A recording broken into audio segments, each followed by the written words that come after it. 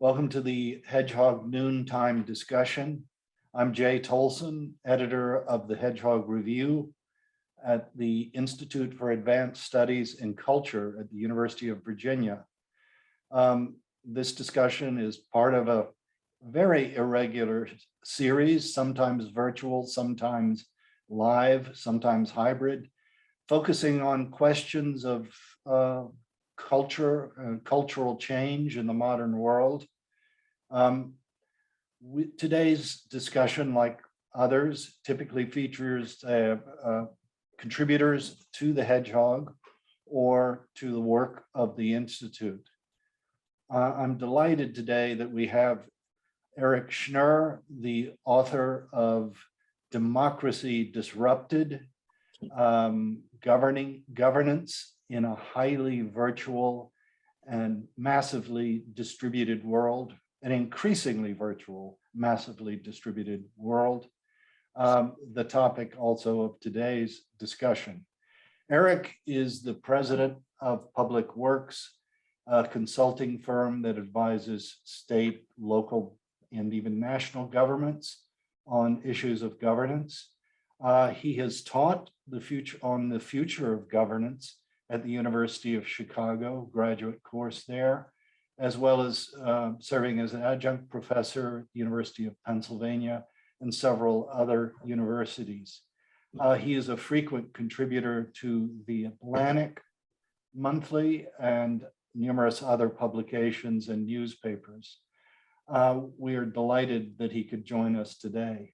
Responding to Eric is David Bosworth, who is professor of English and creative writing at the University of Washington and also an author of many works of fiction, including The Death of Descartes and From My Father Singing.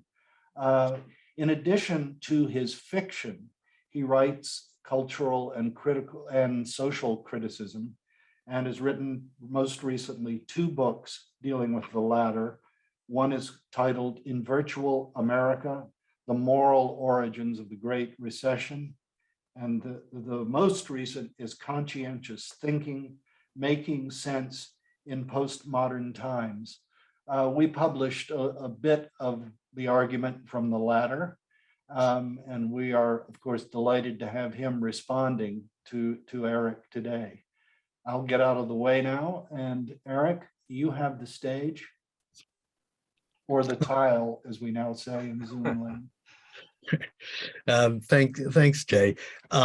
First of all, I wanted to thank everybody who's here today virtually for attending. I appreciate your interest in this discussion. I'm pretty sure this is the most people I've seen other than relatives since the start of the pandemic. Although from what I can tell looking at the screen, the attendees are padded with some of my relatives. So thank you for showing up. I also wanted to thank Jay, Hedgehog Review, and the Institute for publishing the article and for hosting this discussion. I think Jay got more than what he bargained for when he asked me to write this. I've been writing on this general subject for about 12 years, trying to figure out where the US and the world as a whole are headed and how we got to this place. I think most of my friends who have read my writing over the last decade or so have commented to me that they find it either depressing, crazy, or both. And just by way of one example, there's a reference to this in a footnote in the piece about in the middle of the January 6th riot, I got a text message from one of my former students saying something to the effect of, I hope you know we're all waiting for your I told you so, because I had been predicting something pretty much like that since the night that Trump had been elected. So I've been grappling for some time with trying to understand the moment that we find ourselves in and seeing something like the concerns that everybody has now coming for quite a while. So about a year ago, Jay asked me to write a piece that would talk about the future of democracy and where things are headed from here. And he told me to stretch out, write a really long piece, about 4,000 words. For those of you who aren't writers, the average piece today is probably about 600 words as the internet compresses attention spans. So 4,000 words was pretty generous, and I was thrilled. And about 3 months later, I completed the introduction where I kind of outlined what I wanted to say, and that was 3,000 words already. So I decided, well, I'm just going to blow past this 4,000 word limit, write what I have to say, and see where it ends up. It ended up at 15,000, about 4 times what Jay asked for. I pared it back a little bit to 12, sent it to him, held my breath, and his reaction was, "You really need to cut it, and I want you to add a whole other section."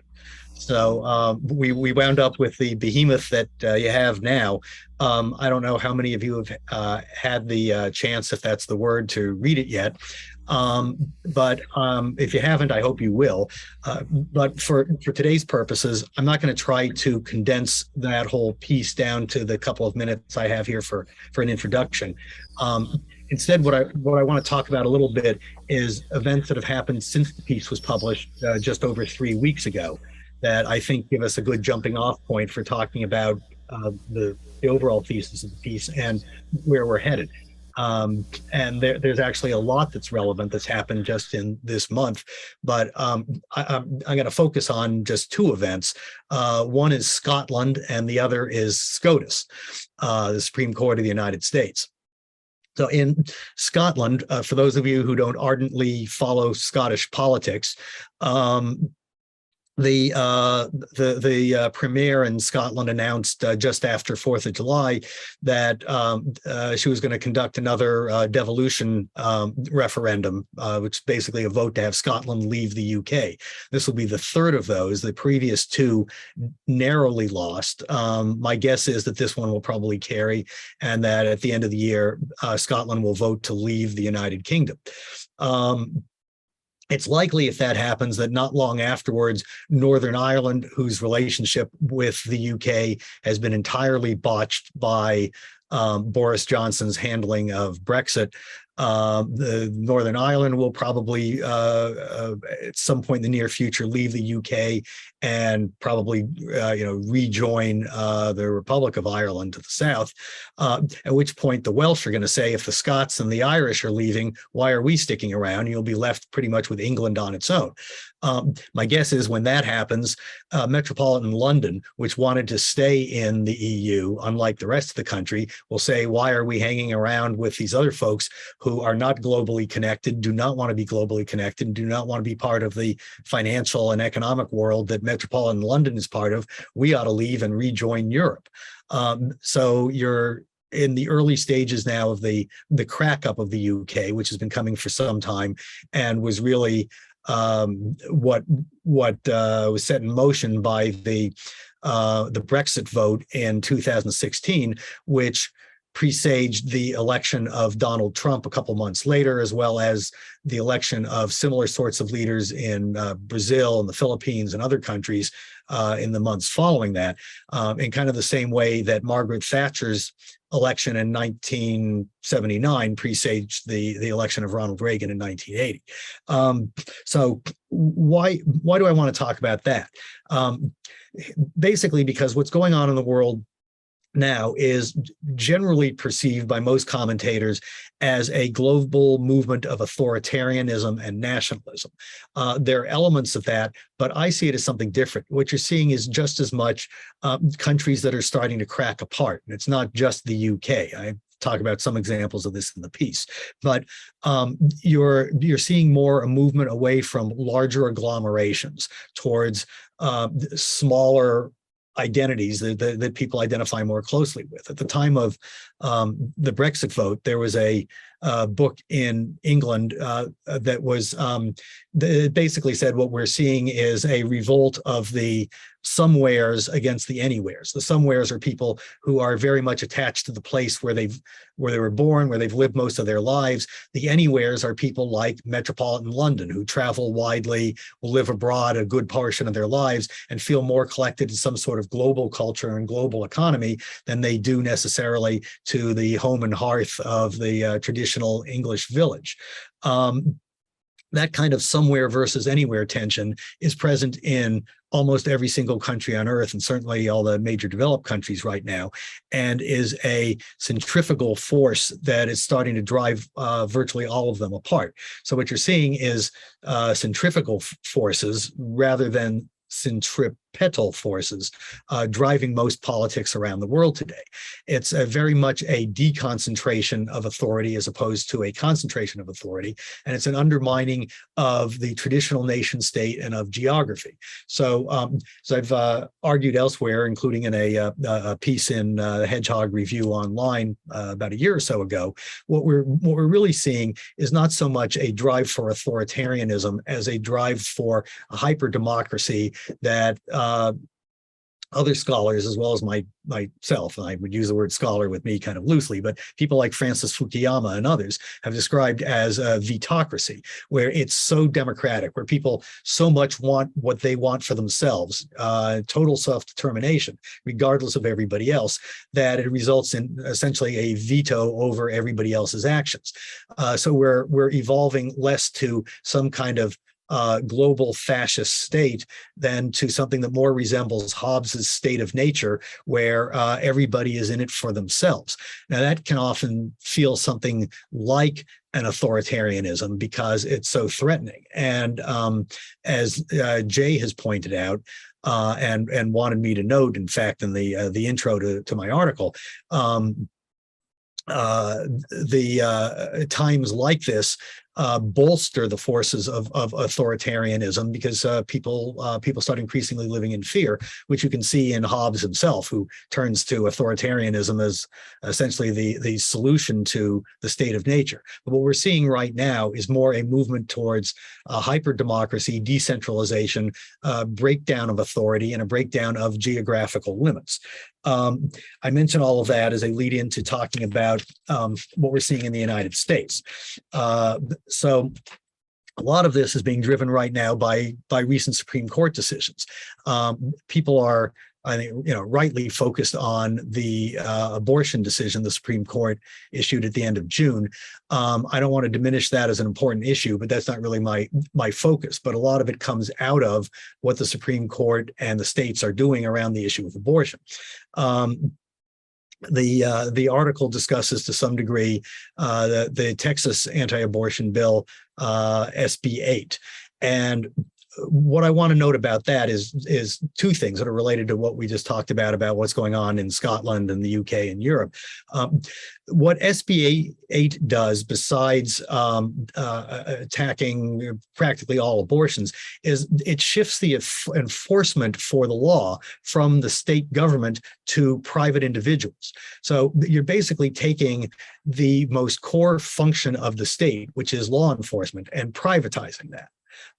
That's been remarked on to a fair degree. But what SB 8 also does is it lets basically anybody, anywhere, enforce this law. So you don't have to be a Texas citizen or a Texas resident to bring a lawsuit in Texas to essentially enjoin an abortion. You can be anybody living any place. So Texas is not only outsourcing its legal enforcement authority, it's essentially saying that anybody, anywhere, our borders don't matter. You can enforce our laws. So it's a breakdown of the territorial state and a breakdown of government as we've known it as a form of authority.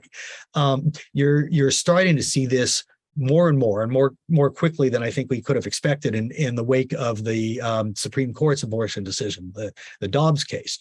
You've already got almost instantly a great deal of discussion by red states about trying to prohibit women seeking abortion, women who are residents of red states from seeking abortions in blue states, but trying to illegalize activity that's legal in other states.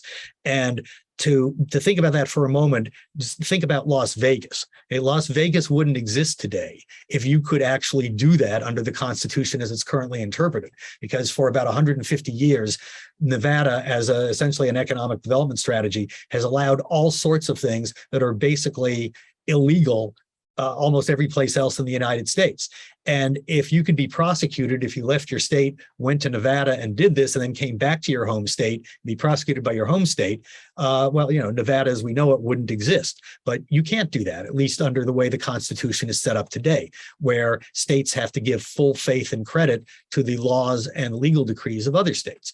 But red states are now attempting to override that by extending their jurisdiction to prohibit activities in blue states. Blue states are essentially reciprocating by doing the same thing and saying, we're not going to allow our law enforcement authorities to cooperate with the enforcement of judicial decrees from red states. This is a fundamental breakdown in what is perhaps the most important clause in the entire U.S. Constitution. Without the full faith and credit law clause, we wouldn't have the Union as we know it today. We'd have something that would resemble more like the UN or the EU. It would not be a country. So we're in the early stages of that sort of crack up. But I believe, and I believe for a long time, that that's what's coming. And, it's not particularly unique to be saying that anymore. So to kind of roll all of that together, what we are seeing, and I think have been seeing the early stages of for a long time, is the breakdown of the nation state as it's existed for the last 400 years, the diminishment of territory as an important factor in either government or in the economy, and the dispersal of governance authority to smaller and smaller units, and particularly to the individual. Now, why is all of this happening? Well, the real answer to that is read the piece. But to kind of summarize and then transition to David's response, there are a lot of explanations you can give for this, and lots of people do give explanations. They range from everything from cyber war to the particular political talents of Donald Trump and Jair Bolsonaro and other politicians like that. But I think all of those are valid explanations, but I think that there's a deeper root cause. If we want to look for a model that can, as simply as possible, explain as much as possible about the world, which is what models try to do, I would look at a deeper cause that I think runs through everything that we're experiencing, and that's technological change.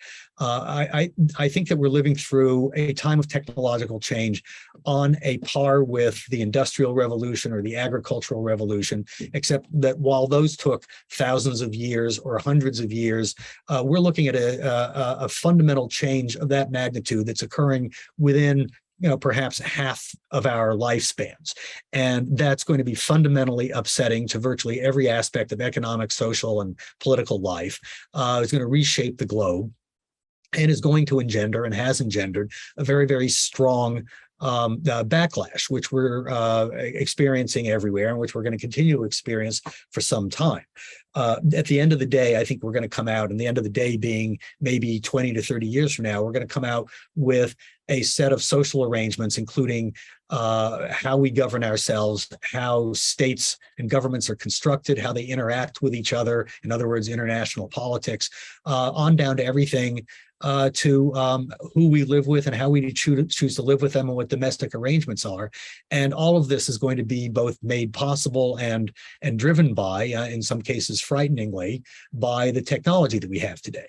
Why? Because I think you have to understand what these technologies are. And I'm sure we'll be getting into this in more detail as we go. But basically, while most people, I think, see the technology today increasingly as some sort of authoritarian, all-seeing 1984 sort of technology, what they really are fundamentally are technologies that break things down to their most basic parts and allow them to be transported, transmuted, regardless of geographic space, and then rearranged in the way that the user wants them, which is allowing everybody to essentially create their own realities and live within those own realities in ways that undermine such traditional organizing principles as territory and virtually all forms of authority. And if you think about those aspects long enough, you start winding up, I think, with things like Scotland and SB8 and the other phenomena that we're seeing today. And that's basically the thrust of my argument. So, as I said, I've tried to use this thesis to explain where we're at and how we got there. Jay asked me to talk some about the future. I think that David's going to talk now some about Hopefully some things he thinks that I got right and some things that I got wrong. And I just want to note that I think when it comes down to it, most people have told me that they find the argument about where we're at and how we got here fairly convincing, although they may quibble with some points. I think generally people have told me that they find a little bit less convincing my view of the future. I'd like you to read it and see and let us know what you think. But, my view is if the worst you can say is that I don't really know what's going to happen in the future, well, I'll plead guilty to that. And with that, I'll turn it over to David to critique what I've said and what I wrote. Thanks, Eric. Is Thank everyone you. seeing me and hearing me? Greetings from Seattle, and thanks to Jay for this invitation. Many thanks to Eric for this stimulating essay. Could you speak up just a little, Yeah, I David? can. Sure, maybe I can. Yeah. Thank you. I was thanking Eric for a stimulating essay in which he did in a relatively small space. I thought a very impressive job cataloging not just the dramatic transformations we are currently undergoing as a culture and a nation, but also clarifying the underlying causes and the ruling logic behind them, which Eric was mentioning at the end, the technological changes we're going through. What I'm going to do is precisely what Eric predicted, and he sort of knew where I was coming from a little bit. I really do agree with his analysis of where we are and was impressed by it. I'm less clear on where we're going as he imagines it. So most of the questions and concerns and ask please for clarification that'll come after this prepared statement I make have to do with imagining the future and how it might work for us.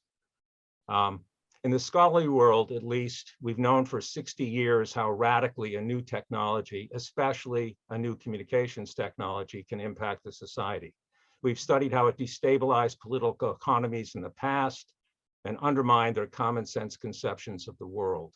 That knowledge, however, has had no impact at all on the practices of our political economy, where, as Eric notes, technological innovation occurs at an ever-increasing pace and where little thought is given to the potential negative consequences of its adoption, where in fact such products are characteristically pitched with a utopian gloss. It's my belief that rapid technological progress will always threaten a culture with social regress, and that mitigating that threat should be a priority for any citizenry caught up in such an age. I first began to study this topic unexpectedly, I may add, in the mid-90s, when the cultural conflicts that drew my attention were full of passion, but muddled in confusion. The digital revolution, combined with the privatization of nearly every aspect of American life, together were changing the pattern of everyday perceptions and social interactions, even as people still largely professed their allegiance to traditional American values, or what we call traditional American values. Two allied quotes from other transitional eras, 340 years apart, helped me understand that phase we were in back then. The first is from Descartes' Discourse on Method, back in the early 17th century, one of the foundational documents for the good and for ill of modern reasoning, the order that's now under assault. And here's the quote: "In order to have real knowledge of my countrymen's opinions, I thought I must attend to what they practiced rather than what they preached, not only because in the corruption of our manners, few will say what they really believe, but also because the mental act of believing a thing is different from the act of knowing that one believes it, and the one act often occurs without the other." That to me is a brilliant description of transitional times and the confusion that tends to prevail there. The second quote is from Marshall McLuhan, of course, much closer into our era, who intuited very early on the likely impact of the computer revolution, and basically rhymes with Descartes' observation, quote, "Everyone experiences far more than he understands, yet it is experience rather than understanding that influences behavior."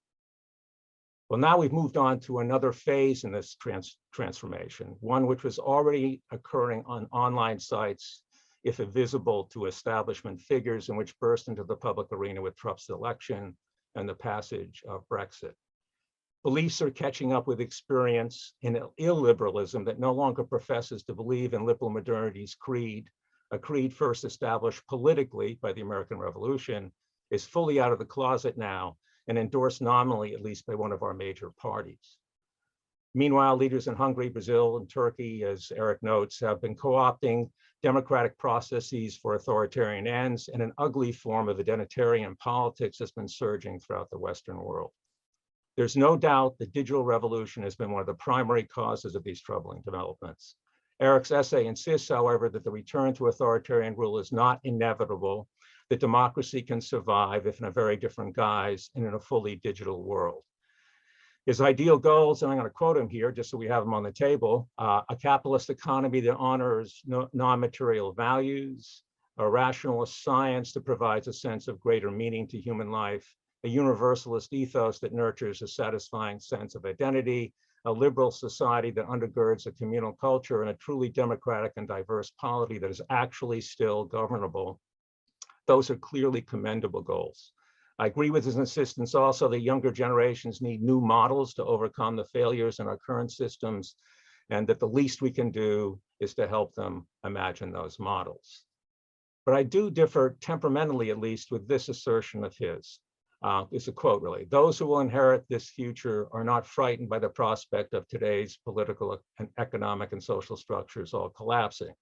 He quotes, Eric had quoted one of his colleagues on this subject. And like her, I am frightened of systemic collapse and think we all should be, especially on behalf of the next generation who will suffer the consequences. Not because our current structures are themselves working well. In my last two books, The Demise of Virtue and Virtual America and Conscientious Thinking, I tried to analyze in detail the history and nature of their shortcomings.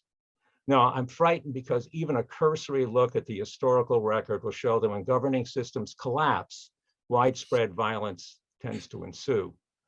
That certainly was true during the last major revolution in communications technology, print literacy, during the early to mid 17th century, when sectarian and civil war erupted across the European continent, and revolutionary Protestants and reactionary Catholics slaughtered each other with unrepentant zeal. Often they were even neighbors, reminding us a little bit of the contemporary Middle East. The pacifying liberal system of governance that finally evolved, one that licensed but also disciplined the freedoms encouraged by widespread literacy, a conscience-bound Protestant religiosity, an entrepreneurial economy controlled by contractual law, and a democratic polity internally regulated by checks and balances, is precisely the one now under assault and that will need to adapt to the digital era, or may indeed eventually collapse. All my ensuing questions and pleas for clarification from Eric are offered in that spirit then, searching for a route to a future democratic governance that is adapted to our digital technologies, but also disciplines their excesses, and that can achieve via peaceful reformation rather than systemic, can be achieved through via peaceful reformation rather than systemic collapse. My concerns more generally come in two forms. First, in some cases, I find it hard to see how practically, which is to say, in this case, politically, we will get from here to there, from our current divisive circumstances so adeptly described in Eric's essay, to the attractive potential future governance he projects.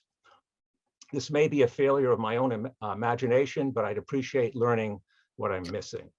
Second, as Eric aptly notes, new dominating technologies tend to reframe worldviews in their own terms, according to their own internal logic. He mentions the clockwork universe that emerged in Descartes' era and that dominated Western thought and practice for centuries. And of course, the ruling metaphor for our time has become digital, modeling the world and ourselves after our computational devices. But ruling metaphors are never sufficient to capture the whole complexity of both moral and material reality. The mechanization of life that followed from the clockwork universe, for example, often led to treating workers as machines. Our factories efficient and productive, yes, but the life of their laborers, hellish. On this issue of ruling metaphors, I'll have to keep in mind a warning by Robert Frost, who obviously knew a lot about metaphor. This is from his talk, a talk he gave called Education and Poetry. Unless you are at home in metaphor, you are not safe anywhere. Because you are not at ease with figurative values, you don't know the metaphor and its strengths and its weakness. You don't know how far you may expect to ride it and when it may break down with you. You are not safe with science and you are not safe in history. I guess lurking behind all these questions I have in my mind and all these thinking I've been doing about this issue is, are we riding the digital metaphor too far to our own detriment? And in this case, specifically talking about the future of governance, are we missing where it breaks down as an apt model for a humane and democratic practice? So I have 5 sort of general categories of topics to maybe consider for Eric to comment and other people in the audience perhaps to relate to too. The first is corporate reformation. Eric recognizes, I'm quoting him here, that we need a new corporate model embracing inclusion and respect for rights that would break the hold of the extractive and destructive tech model built by Facebook, Amazon, and others. And I agree entirely to that. And I would even add we need a new model for all corporations, not just big tech. But he also predicts that nation states will dissolve in the coming era under the pressures of digitalization, which may in fact be true. I wonder then how the new model will be established and enforced by who and what agency. Though national government in our era has been pretty ineffective, in fact, done more deregulating than regulating of industry and commerce, I find it hard to imagine how corporations will otherwise be constrained or reformed. As specialized collectives currently granted the rights of individual citizens, but bearing few of the responsibilities, as in essence, very efficient money-making machines with no real conscience, corporations have no internal incentive to reform themselves. In the past, when I've been writing about this, but it's been quite a while, I noted some gestures in that direction. B corporations, for example, if you know what they're about, and social responsible investment firms. But they were clearly outliers then, and I'm wondering if Eric has more encouraging, up-to-date news, and I'd certainly be delighted to hear about it. The second topic, maybe the most essential one for me, is the plausibility and desirability of Eric's projected alternative to authoritarian rule, his futuristic vision of a disaggregated, digitized, fractionalized democracy. As a reminder, let me stitch together some of the quotes of his that describe that future condition. In that fast approaching future, anyone who chooses not to purchase various services will be able to press a button to join a different government. In this brave new world where you can make your own realities and construct your own communities, you do not have to be part of anything with which you disagree. So why should you have to submit to the will of the majority? Soon you will not. You will simply join a different community, culture, country, or .com, or different ones for different purposes in which everyone shares your values and identity. This is not democracy or society as we have known them, but it would be highly democratic and social. I wonder, though, it's a philosophical truism that at a certain point, changes in degree become changes in category. This futuristic vision is certainly libertarian, but is it democratic? Satisfying and enduring democratic communities requires strong social bonds built over time through consensus and commitment, loyalty, and yes, obedience. The model proposed by Eric seems to me a little bit more like consumerism, citizenship converted to online shopping. Admittedly, this is precisely what our privatizing economy has been pushing for decades. But is this what people really want and need? If so, given the ever-increasing multiplication of products and services for sale over the years, why are they so unhappy now? In my view, it is precisely the failure of consumerism to provide a meaningful life that has been instrumental in driving the large-scale, multifarious identity crisis we're now suffering. Third topic moves on to sort of foreign affairs and more global scale and how politics might work there. Eric bundles Russia and China together as outmoded forms of government, territorially acquisitive and overinvested in extractive economies, policies, and practices the digital revolution is rendering obsolete in his view. I wonder if there are equivalent cases, though. I certainly can agree with Eric that Putin's Russia is more or less a kleptocracy, albeit one armed with nuclear weapons, and is overly dependent economically on the extraction of oil and gas, which doesn't bode well for its long-term future. But though I've heard predictions for 40 years that China's authoritarian government will either collapse or be totally transformed, naturally liberalized by consumer capitalism and by our digital era's inherent democratizing of information and communications, I see no signs of that yet. Given the nation state's scary competence, that nation state's scary competence in imposing a very much tech-driven control over its massive population, a surveillance state that really puts 1984 to shame, shutting down cities with the populations of millions during the pandemic and virtually imprisoning 1 million Uyghurs. I'd like to hear more from Eric what he imagines China's future to be. Will it too submit to these disaggregative forces? Or might there be, for a long time to come, a new kind of Cold War between nation states who apply digital technology to authoritarian ends and those to libertarian ends? And if so, how will these localized, disaggregated, digitized policies in the West, as imagined by Eric, protect themselves from powerful nation states that are still, archaically or not, invested in the acquisition and control of territory and the extraction of material resources? That leads to a further question, really a sort of continuation of the question. And I guess I have to ask, how obsolete are the policies and practices of extraction and territoriality? Is this an instance of overextending the digital metaphor? It seems to me that certain necessary goods are territorially located and always will be. For example, food, think of the fertile ground in Ukraine that produces so much grain now being held hostage by Russia, or two, drinkable water. And let's not forget the very rare metals that are required for nearly all our high-tech devices. I have a hard time imagining that the desire to acquire and control the market for these goods, to hoard them for profit and/or to enforce political concessions is going to disappear. Right now, the polar ice cap has been melting, as we know, over the last decade, especially a new territory ripe for extractive exploitation, and the opportunities there are already being pursued competitively by nation states and large extractive corporations. And that brings me to our last topic, the melting ice cap brings up the grievous problem of climate change from a political perspective. Of course, Eric's right that we've so far failed future generations on this topic, but the solutions to this complex crisis are necessarily global in nature and so require diplomacy on a global scale, including governing bodies capable not only of negotiating a settlement, but also of supplying the necessary incentives and enforcing the necessary restrictions.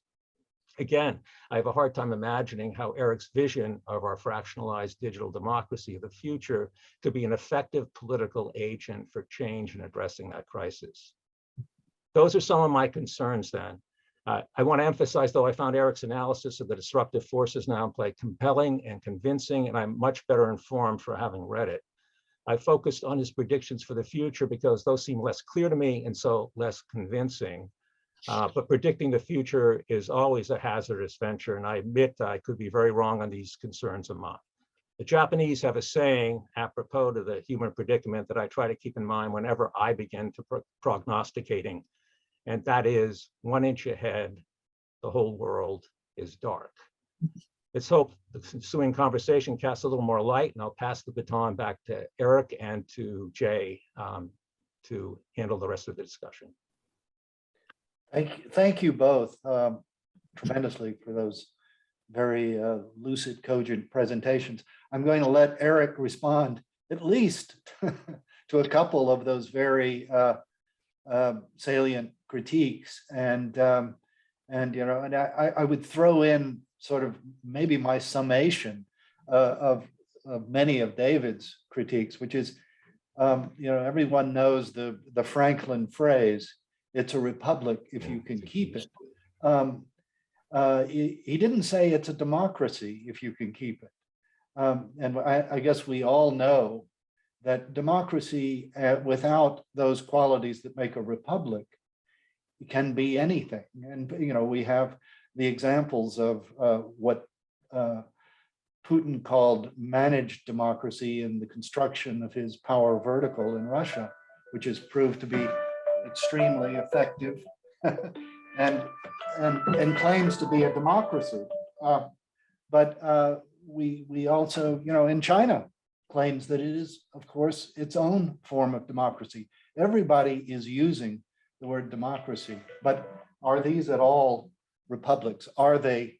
And Eric says this very specifically. I know he isn't ignoring these questions. He says, yes, we will have democracy, but these will not be liberal democracies, or these would not be, I assume, I infer, these will not be republics in the sense that we understand republics. But Eric, I'll let you tangle a little, then we'll open up to the larger public, you will either raise your hands or write something on the chat and say you want to get in into the discussion. But Eric, thank you again. Thank you, David, again. No, yes, thank you, David. And I think it would require at least another 13,000 words to respond to all of David's questions. So I'm trying to figure out how exactly to do that in something less than the whatever we have left here, 20 minutes or something. So I mean, I don't think I can respond to all of the specifics, although I would love to. I'll try to make a couple of quick comments.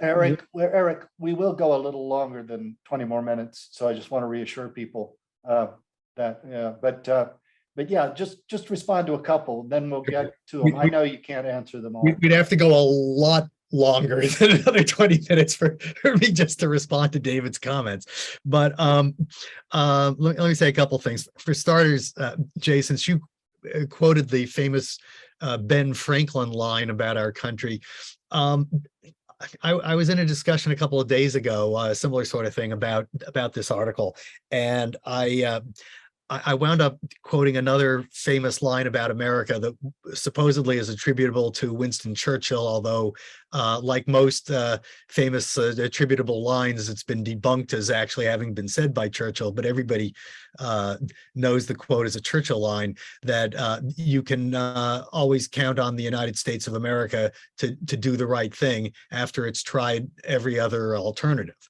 And I think that's an apt description, not of our country per se, but of humanity. I think that we generally wind up doing the right thing eventually. It's just a matter of whether you go through 1,000 years of the dark ages or not in order to get there. And more pressingly, for our time, to come back to the issues that David ended with, which are international conflict and our destruction of the habitability of this planet. Can we? I mean, we clearly don't have a 1,000 years to figure out how to survive nuclear weapons, the destruction of our daily lives as we know it through internet attacks that will be possible in the next couple of years, and what we're doing to the environment of the planet. We need to figure this out relatively soon. And can we do so within the time that we have to do that? Clock is ticking faster than it ever has before, and I don't know that we can. Well, I do know that we can. I don't know that we will. And that, of course, is the great challenge. David said at the beginning that I talked at the end of the piece about how I don't think that young people are frightened about this per se, but he is, and that's part of my point. I think that I mean, there's good reason for everybody to be frightened, but I think that people under the age of 25 or so have grown up with this situation in a way that they're like the goldfish in the tank, that it's they don't see it as anything other than the water around them. We look at these potential changes and think, my God, that's horrifying. The way I've responded to that a lot in the past is that if you could go back to the 12th century and tell people the changes that were coming and what our world would look like today, they would be horrified. Everything that they knew, from how family life was structured to government to religion to the economy to everything else, was going to be swept aside, and something completely different would be here today. I think there's very few people alive today who would voluntarily go back and live in the 12th century. But anybody in the 12th century would be frightened and horrified by what's happened since then.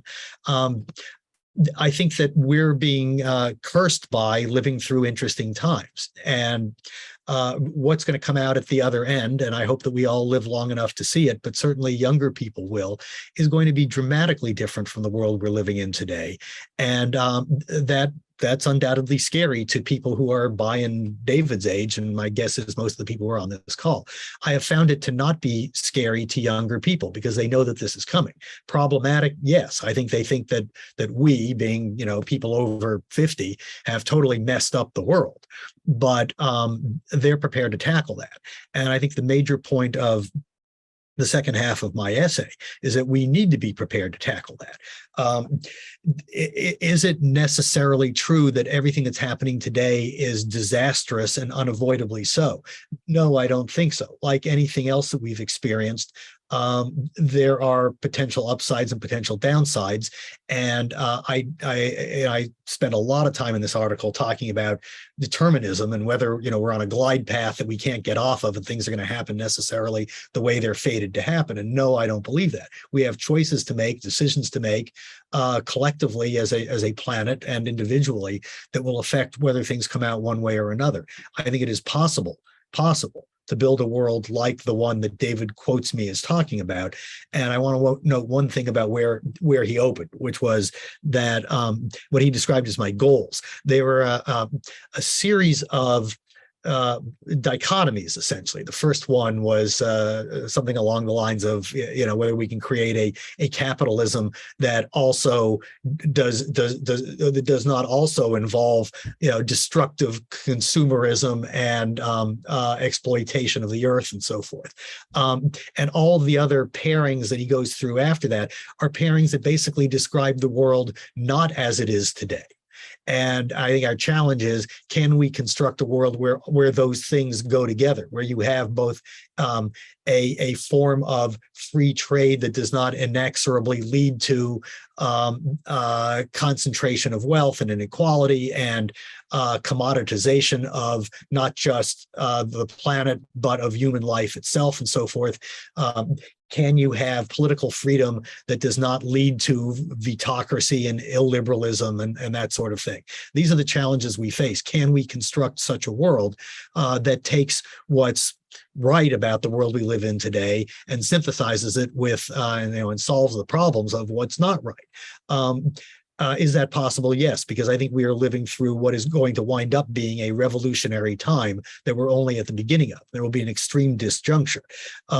Is there a reason to be scared? Yes, as David says, similar sorts of times, and I think that his drawing the parallel to the era of the Reformation, which I do in the piece as well, is directly on point. I think that we're looking at something very much like that.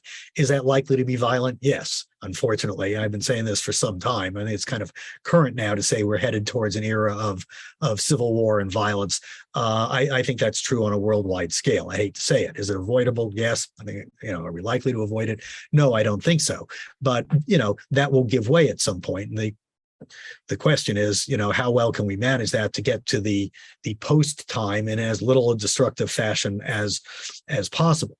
I think it's important to note that the time that David was talking about and the birth of the printing press and the Reformation, Martin Luther and so forth, and what was the solution to that? The ultimate solution, as he describes, was the birth of the nation state as we know it today. What we think of as our governing structures are really relatively recent by the standards of human history. The nation state as it exists today has only been around for about 400 years, and it's a product of a particular historical time and a particular economic and ideological and social reasons and constructs. I think that most of those constructs and reasons are going to be swept away over the course of the next 20 or 30 years, and some other solution will emerge. And we don't really have time to get into here about how I see technology providing part of the answer. But let me say this to clarify, and then we can, open it up to broader discussion and questions. This isn't a whole answer to the critiques that David raised, but part of it is that I don't think that we're looking at an either or sort of answer. As he says, we're going to, remain physical beings, and things like territory and food and silicon and other sorts of extractive objects are going to continue to matter. And so, until we are totally non-physical and living in an entirely digital environment, the physical world is still going to matter. But the economy is increasingly virtual and non-physical. The value of the economy is increasingly concentrated in ideas and in digitized objects. So things are going to shift somewhat in that direction. But, is it going to be either or? No. I think the governing solutions are neither either or. And I'll wrap up with an example of that I like to use. My next door neighbor and I have about as different political views as you can possibly have. We get along fine, but as far as I can tell, we don't agree on much of anything. I don't think that matters on a daily basis. But my hypothesis in simplified form is essentially that 10 years from now, many governmental functions are going to be carried out. In fact, most of what we think of as modern government will be carried out by entities other than governments. And there will be what we think of as governments who do this, but there will be corporations and all sorts of other entities that will do that, because there already are. There are nonprofits that do a lot of what we thought of government doing in the 20th century. There are terrorist organizations that do a lot of that. And if you go far enough back in history, you can find that that's basically historically true as well. What we think of as normal is a kind of unique moment in history. So there will be all sorts of entities that compete for our government service business. And I'll go online 10 years from now and hit a button and join essentially a virtual Massachusetts. And Lance, my next door neighbor, will go online and join a virtual Texas. And we'll get along just fine in terms of what are we willing to pay for in terms of public goods and social constructs and resources, and what are we not willing to be a part of. And that will apply to the vast bulk of things around the economy and around the government, the delivery of governmental services that we've known over the course of the last 75 years or so. But there are some things, like, for instance, right now, our township has on-site sewer. I'm pretty well convinced that by 10 years from now, we will move to a municipal sewer system. That and the paving of the road in front of our house, it's the only way to get to my house and Lance's house. Those are things we're going to have to agree on, because those are physical things we can't get away from. And there will continue to be government that's a physical territorial government through which Lance and I and our neighbors are going to have to make decisions about the sewer system and about our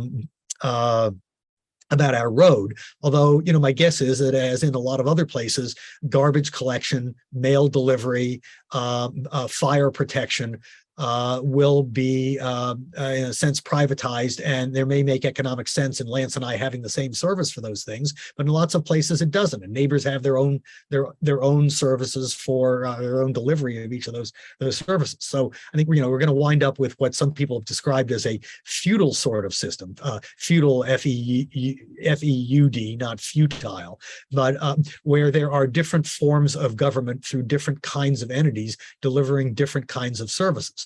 And, basically over the long stretch of human history, that's what we've had.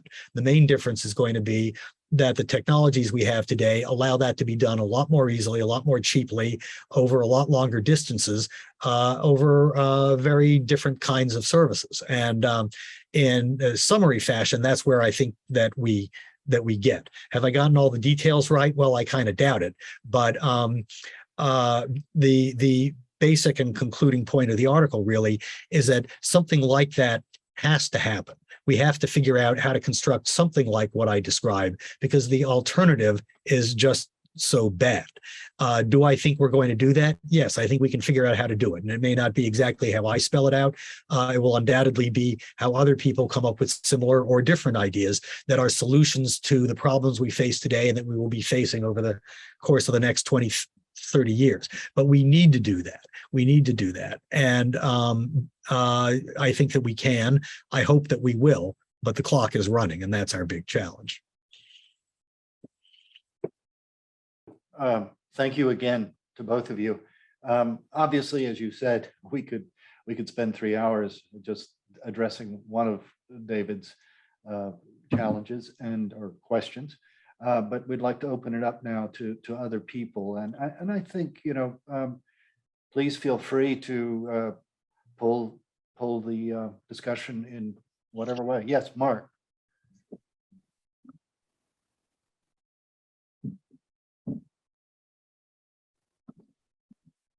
Jay, thank you very much. Thank you also, Eric and David. I'm embarrassed that I had to get an email this morning from a friend of mine at Notre Dame who alerted me to Eric's essay. And that fortunately got me into this Zoom, which I've very much been appreciating. My question for both David and Eric, which David went to in his question number 2, I believe, is the fact that all of these developments and digital is indeed at the heart of the list that Eric has offered, as well as many other things. So I'm very much agreeing with that part of his thesis. And he's correct, it's not technological determinism, it's something else. So it was worthwhile for him to go through that in his essay. But the fact of the matter, as we understand it, by the way, I'm Mark Stallman. I run the Center for the Study of Digital Life. We've been working on this for many years now, and I'm happy now to cross the streams with some of you. The question here is China, and the fact that China has, in fact, very much incorporated these matters into their own organization. I first visited China 25 years ago in '97. I was brought in to help the Chinese plan for the future of the internet. So they have been aggressively working on this topic for 25 years at the highest levels in society. And so the question is, what's the likelihood that the West will be able to mount any form of organization to deal with these technologies and their impact in the way that the Communist Party of China has already demonstrated they can do?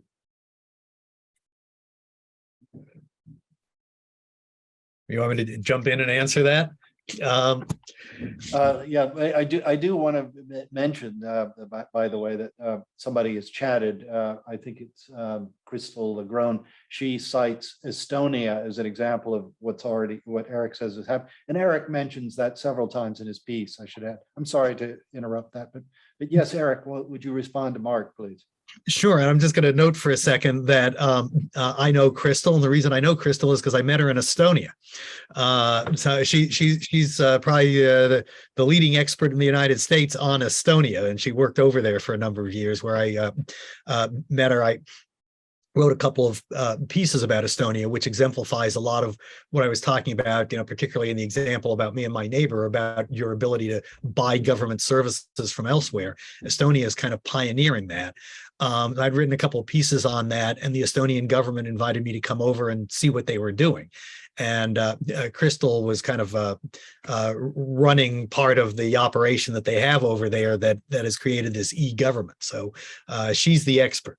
On China, I can't claim to be an expert at all. And obviously, Mark, I think you know more about it than I do.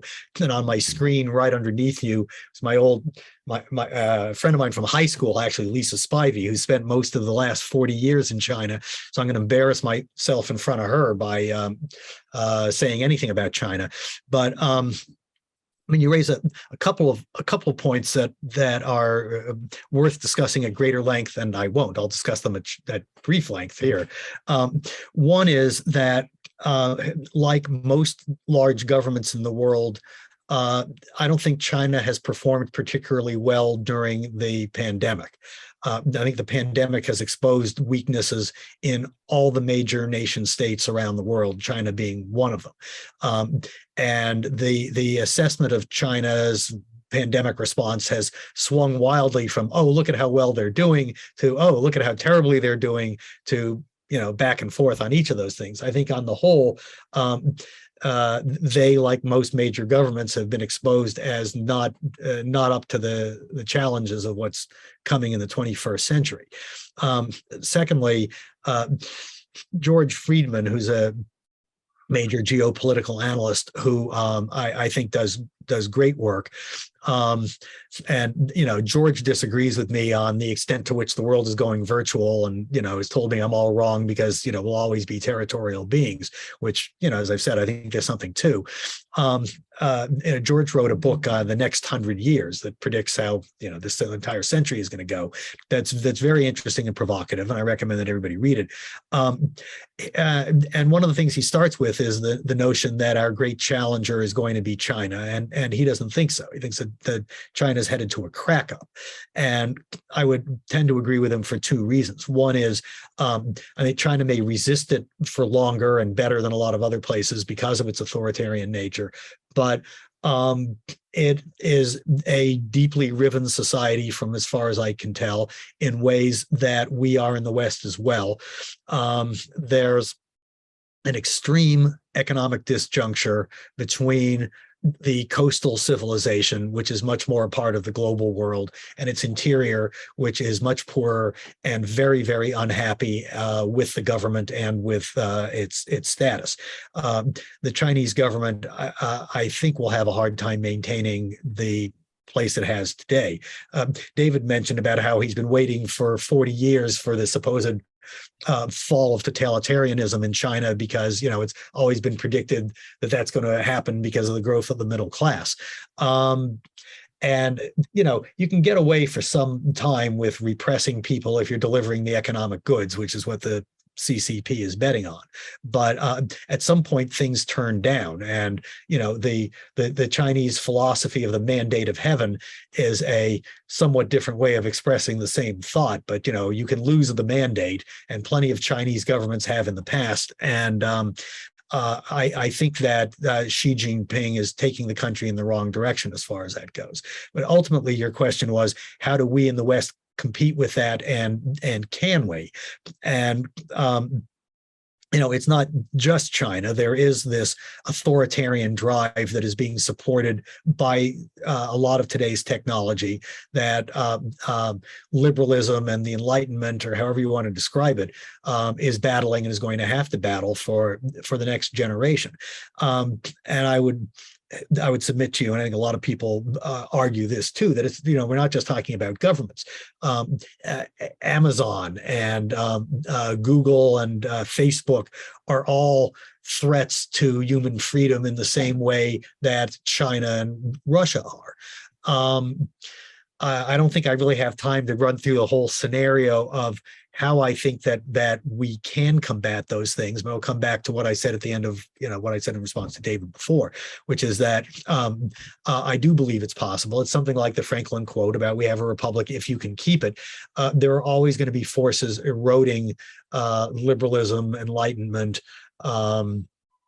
democracy, but there are strong human desires in that direction. And the question is, can we rise to the new technological challenges to combat that? And as I argue at some length in the piece, the current technologies, like all technologies, cut in both directions. They can be used to authoritarian purposes. They can have authoritating or centralizing tendencies, but they also have exactly the opposite. And I think, in fact, the opposite is the dominating characteristic of today's technologies. And we need to take that and run with that and make the best of that we can. And what I try to lay out in the second half of the piece is at least a tentative blueprint to what that might look like and how we can get there. So, David?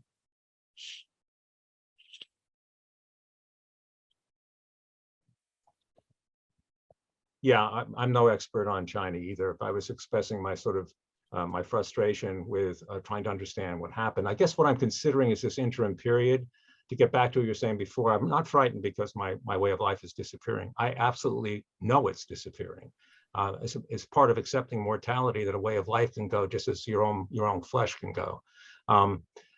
My question is, in this transitional period, is there going to be a time where an authoritarian states who are using the technology for control will have a tremendous advantage over the sort of disorganized transitional Western democracies who are attempting to retain their liberal values? And that's what my concern is, that transitional time. Not that there's going to be a change. In fact, I spent quite a bit of time at the end of my second book on cultural change, conscientious thinking, trying to imagine what that change might ideally be. But I just thinking about this transitional period, I am still frightened. And one of the things that frightens me is the continuity of certain authoritarian states while we're in the midst of this transformation that's going on. And I mean, I think that's obviously the big issue on everybody's mind today. And in part, my article is an attempt to argue against that. And I'll let everybody come to their own conclusions about how convincingly I managed to do so. But I think that there is at least as good an argument that the technologies today are, do not lead to whatever the new version of 1984 is, but in fact lead to the opposite, that these technologies undermine virtually everything, that all forms, and in a lot of ways, I think that this is the greater challenge right now, that all forms of authority, and I don't mean just governmental authority, but simply deciding what is authoritative, what is truth, what is the law, what are the rules we're all going to follow, what is reality, in fact, that is being completely undermined by today's technology in ways that allow virtually everybody to believe whatever they want to believe is true and act on that. And the problem is that virtual reality is crashing up against the physical reality at times, which is to me essentially what the January 6th riot was about. But I see essentially all existing forms of authority as under assault by these technologies. I see them as inherently decentralizing, deconstructing, and that is not consistent with the image of a world that becomes entirely dominated by Xi Jinping or Donald Trump or whoever the particular bogeymen are. Now, how does that play out? I don't know. It is possible for the Dark Ages to descend and for those Dark Ages to last for a long time. I mean, Rome is not a model democracy or a republic, but it fell to the forces of chaos, and the civilization was destroyed for quite a long period of time. We may be facing something like that. I would tend to doubt it, in part because I think things happen so much faster nowadays that whatever the Dark Ages are, I think it's more like 10 years than 1,000 years. But I think that there is a lot on our side, so to speak, to militate in favor of a society that can be established a couple of years down the road that answers in the affirmative the questions that David started with, the list of a half dozen or so dichotomies that I said that I think we need to resolve. I think we are capable of coming up with the ways to do that. I think the technologies we have today allow us to do that. The question is whether we will or whether we won't, and that is up to us. One thing I'd like to bring in a figure that I know David, among many other figures that David has thought a lot about, which are the tech titans, and in particular, Peter Thiel.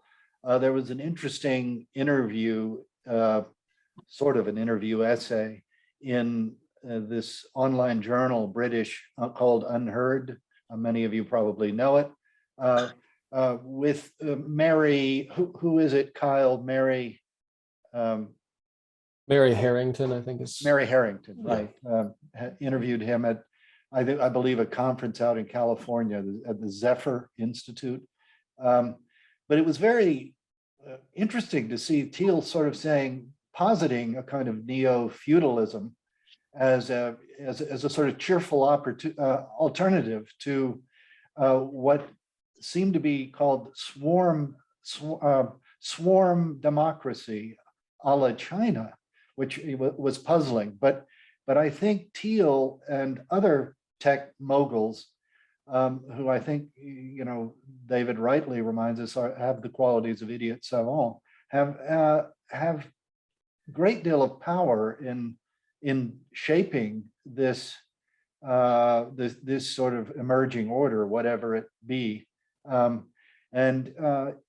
that being the case, how do we democratically, as a republic, come to terms with that? I mean, it is a matter of the ability, will, imagination to regulate and turn toward more republic-oriented ends the power of these organizations and their leaders at a point when our own political divisions are so sharp and acute that we can't seem to come together. I mean, obviously there are people highly critical of tech power on both sides of the aisle, on all over the place politically, but we can't seem to come together on what that would eventuate in terms of how you put these technologies and their leaders in some kind of place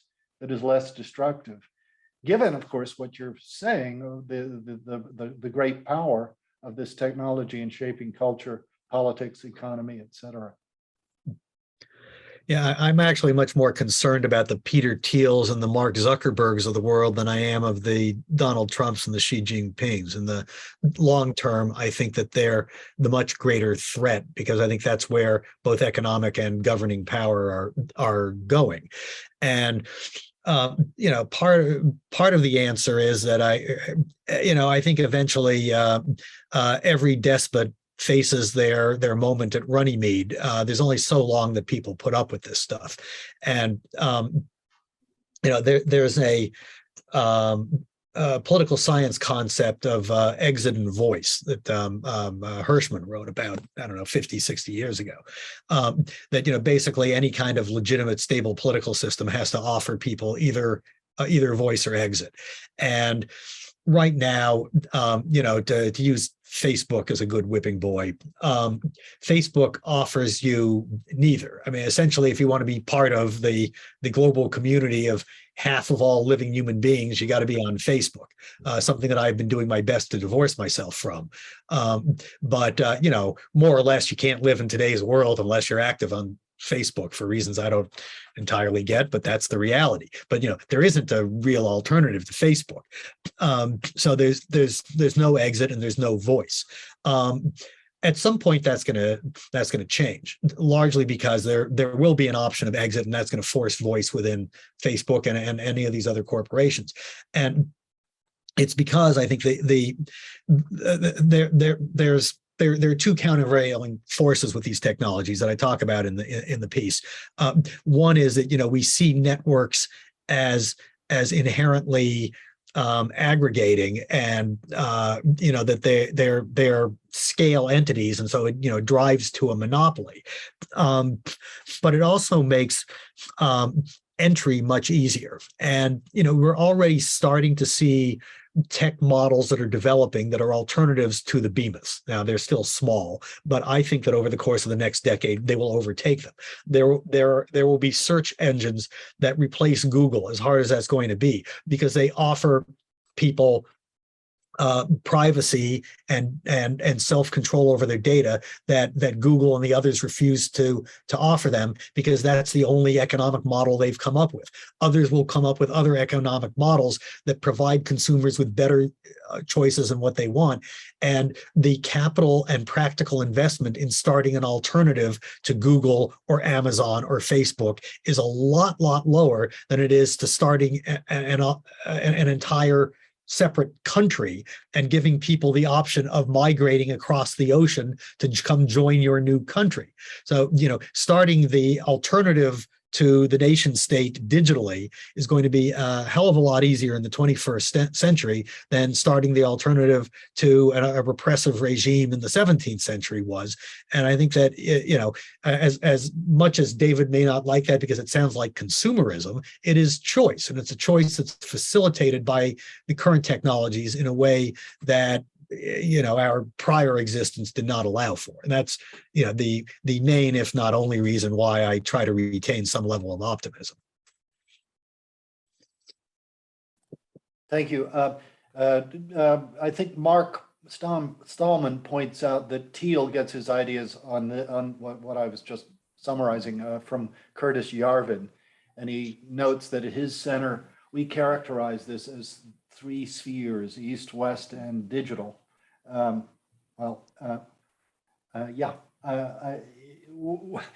Yarvin is obviously an important theorist right now out there, whether we like it or not. David, did you have anything further to say to that? No, I'm just sort of interested in the internal ethics of how any corporation or corporate body or communal body sort of operates.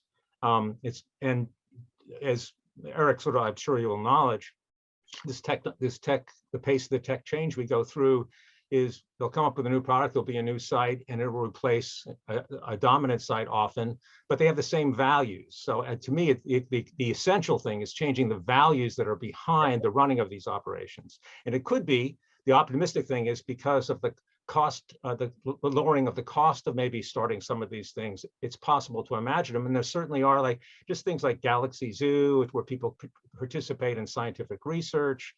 I mean, there are models out there. I'm just, the concern is how we get from here to there and how to undermine people like Teal and have alternatives that people actually have access to and would choose over it.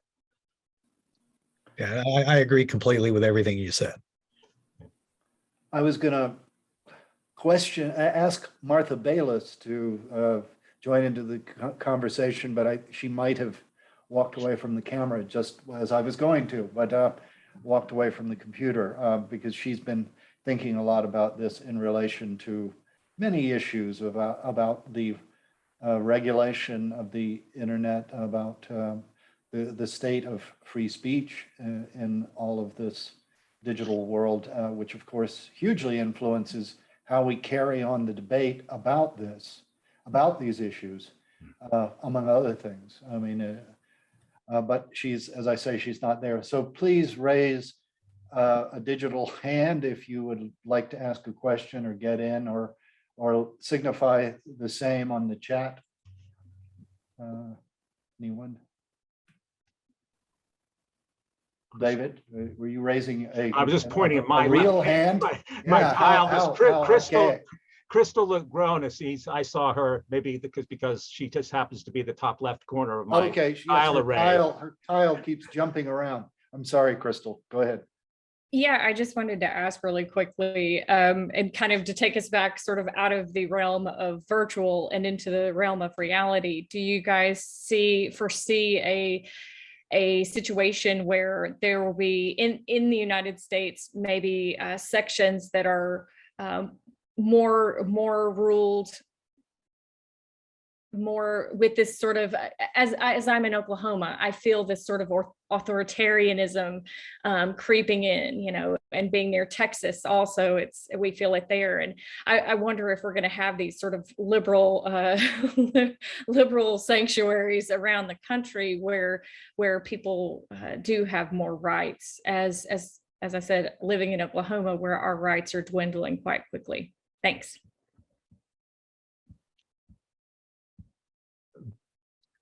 I guess that's for me to answer. Well, I guess the short answer to your question is yes. I see there being different enclaves like that.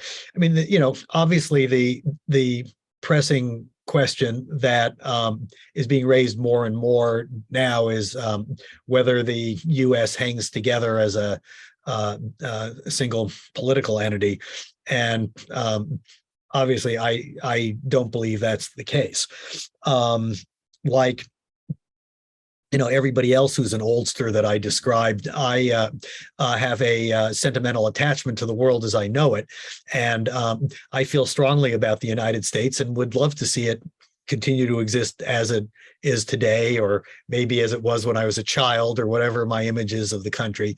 And I'm actually, one of my side activities is I'm involved in some conversations with some people from the extreme other end of the political spectrum from me, who responded to something that I wrote last year and said, we feel the same way as you do, and we want to see what we can do to save the country. What can we do to start conversations across the political divide? And it's been very interesting. Do I think it's possible to save the country? I mean, again, I think everything is possible, but I don't think it's very workable, in part because of the extreme acceleration in this we've seen in just the 4 weeks since the Supreme Court decision that I talked about before, with it's, basically either the Supreme Court is going to have to say that the full faith and credit clause of the Constitution prohibits what both the blue states and the red states are saying they're going to do, or you're just going to see a divorce. And the main question is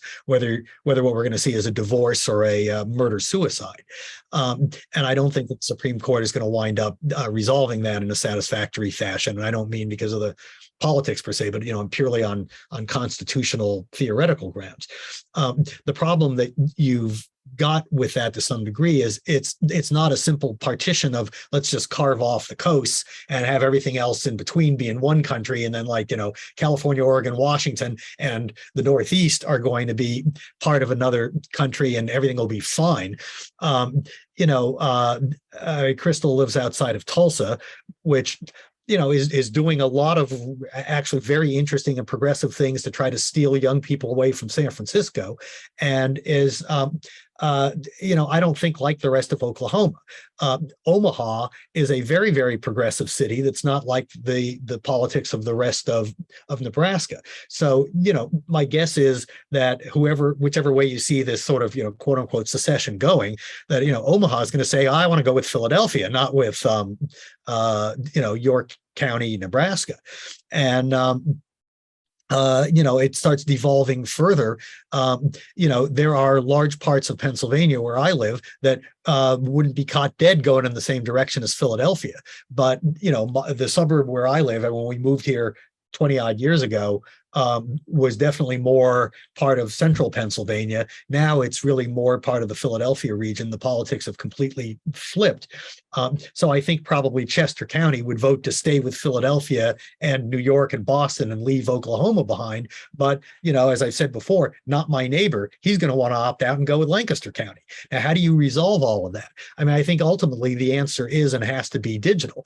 But again, that doesn't resolve everything, because I'm using feudalism here and differently, I hope and think, than Peter Thiel. But you're looking at different layers and different kinds of governing structures for different sorts of things. And I think we're going to see a situation that ends up something like that. Maybe not exactly as I've tried to spell it out in the article, but I think something like that is going to be and has to be the answer. And the question, as David keeps saying, is how do we get there from here? I mean, it's basically we can do it the easy way or we can do it the hard way. Unfortunately, I think we're probably going to do it the hard way. But, as I keep saying, our job is to try to move ourselves and our society to the direction that things are going the easy way. I know that Eric has to move on in 8 minutes. So I would like either somebody to ask a last question or Eric and David to not sum up, but provide closing comments if they have any. And if not, we'll end. Oh, Paul Berry. Hi there. Paul. Thanks. Another former student of mine. It's true. Are you scared or not, Paul? I keep coming back for more punishment. Today and in the piece, there was some stress on the future and the role that the youth have to play. And since this is the final question, what do we got to do? Some of you might have seen I had my son with me when we were doing feeding time, listening in. We might not know exactly what the future holds, like you admitted. Nobody has a crystal ball, but what's the productive role that we can? Where do we pick up the baton? I think the technologies are incredibly powerful, for one thing. They're just very, very powerful. And they also can be incredibly creative. And your generation is going to be much more adept, accustomed to them, separate from the political presentation of them or the value system behind them. So on the one hand, I think you'll be comfortable and creative and should be working on finding ways, but these need to be ways that are humane and lead us back to communities that are stable and loving and treat each other more equally. So how you go about that is hard, but it has to do with recognizing the technologies you're using, the value systems that may be already built into them by the business models that have created them, and then in many cases revolting against them and inventing an alternative to those situations, which is what I think Eric was mentioning earlier before as a possibility. So I continue to teach at a university level. I consider myself relative techno dunce compared to all my students. I feel my role with them is to talk about historical spans of time and also to encourage them, the responsibility they have and you have, to make something good and lasting and improvements through these new technologies, which you're certainly going to be a lot better at doing than I am. I'm just going to echo what David said. I mean, I think that is the complete answer, except for what's in my article, which you should go read if you haven't read it yet. But yes, I think that that's exactly right. The only thing I would add to that is that I may have a slanted view of the younger generation because most of what I know of the younger generation is my students like Paul and my stepchildren, their friends, the 20 and 30 somethings that I've spent most of the last 20 years around give me just tremendous hope and faith in this younger generation. I think that they are so much better than the baby boom generation for a host of reasons. And part of it, I said that recently in one of these discussion groups that I had with the diametrically opposed political folks that I mentioned earlier. And one of the people who came out of the Trump administration expressed a tremendous amount of surprise at that statement and asked me why do I think that? And I mean, part of it is being around young people today. I see a great deal of idealism and determination to right the wrongs that my generation has inflicted on the world. But part of it is simply the difference from the prior generation. They're growing up in a very different mental space, a very different world.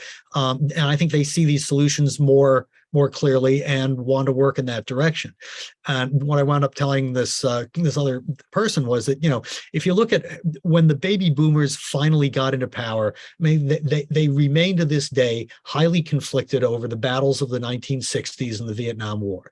And what you wound up with when the baby boom took power was two deeply flawed individuals who totally encapsulate what the baby boom generation is about: Bill Clinton and Newt Gingrich.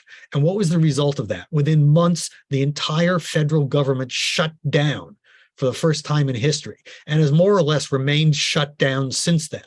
That is the legacy of the baby boom.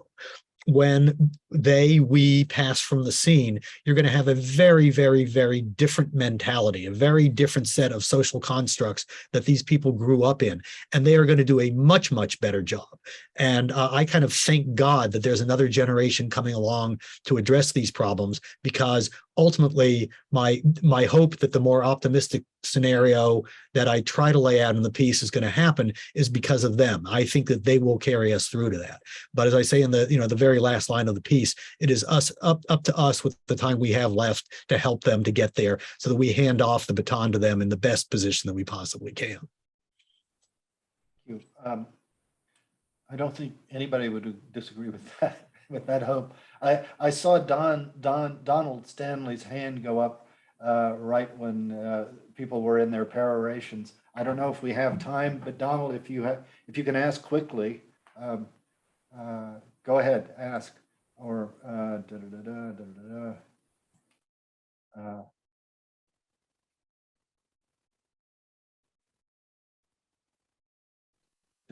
don't hear from him. But so in that case, I will once again thank both of you, Eric and David, and also all the participants, and my fellow editor, Kyle Williams, who has kept the things running smoothly and all of this. And thank you for joining us for this Hedgehog Noontime Discussion. We hope that you subscribe to our journal, hedgehogreview.com. A lot of our content is up online for free for a limited time. We bring out pieces every week from the current issue until we get them all out there. And then when the new issue comes aboard, we put the material behind the paywall, except to subscribers who can always access our archives. Thank you again. Hope you have good afternoons or whatever time zones you're in. And thank you for joining us.